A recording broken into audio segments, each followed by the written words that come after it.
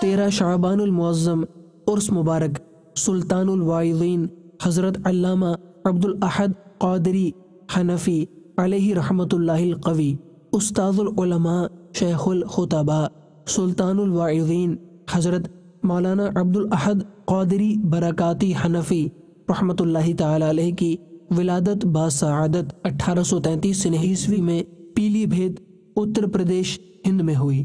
آپ رحمت اللہ تعالی علیہ کی تعلیم و تربیت آپ کے والد ماجد علامہ وسیع احمد محدث سورتی رحمت اللہ تعالی علیہ کے زیر سایہ ہوئی۔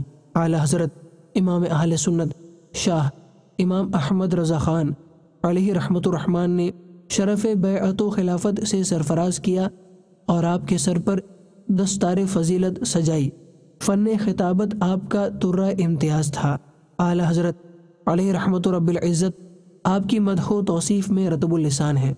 حضرت مولانا عبد الاحد قادری برکاتی حنفی علیہ رحمت اللہ القوی نے تا حیات اپنے درس و تدریس اور واعظ و تبلیغ سے خلق خدا کو فیضیاب کیا، بے شمار تشنگان علوم کو سیراب کیا اور اپنے زور خطابت سے مسلمانوں کو بیدار کیا۔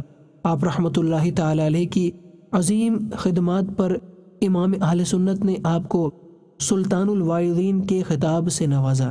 استاذ العلماء سلطان الواعظین حضرت مولانا عبد الاحد قادری برکاتی حنفی رحمت اللہ تعالی علیہ نے 13 شعبان المعظم 1352 سن ہجری مطابق 1933 سن عیسوی کو وصال فرمایا، اور آپ کا مزار مبارک گنج مراد آباد ضلع اناؤ اتر پردیش ہند میں مرجع خلائق ہے۔